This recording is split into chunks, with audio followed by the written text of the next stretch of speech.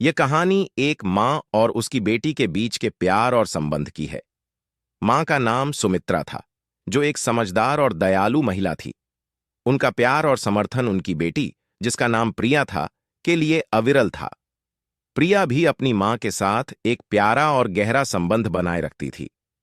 प्रिया बचपन से ही बहुत समझदार और उदार प्रकृति की थी।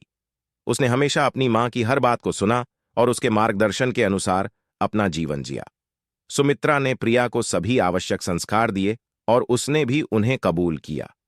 उनके बीच में एक खूबसूरत विश्वास और प्रेम का संबंध था। जब प्रिया बड़ी हुई, उसने अपनी शिक्षा में महत्व दिया और एक उच्च शिक्षा प्राप्त की। उसने अपने सपनों की उड़ान भरने के लिए कड़ी मेहनत की और अपनी मां के सपनों को साकार करने का वादा किया।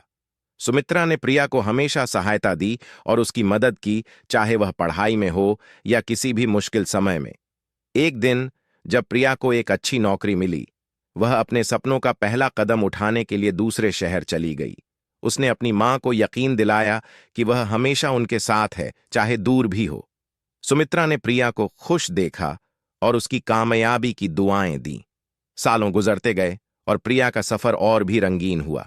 उसने अपने कार्यक्रम में विशेषज्ञता बनने का सफर तय किया और अपनी कड़ी मेहनत और मां की दुआओं के साथ सफलता पाई। फिर एक दिन सुमित्रा को बीमारी हुई और वह बीमार पड़ गई। जब प्रिया ने इस बात का पता लगाया, वह तुरंत अपनी मां के पास वापस चली गई। उसने अपनी मां की सेवा की और उसकी हर जरूरत को पूरा किया। सुमित्रा ने देखा कि उसकी बेटी ने उसकी सेवा में किसी भी समय कमी नहीं छोड़ी। कुछ समय बाद सुमित्रा की तबीयत सुधार गई, लेकिन उसने देखा कि प्रिया की जिंदगी उसके लिए बहुत ही व्यस्त हो गई है। उसने प्रिया से कहा, बेटा, तुमने मुझे कभी अकेला नहीं छोड़ा, लेकिन अब तुम्हारी जिंदगी अपने आप को समर्पित कर रही है।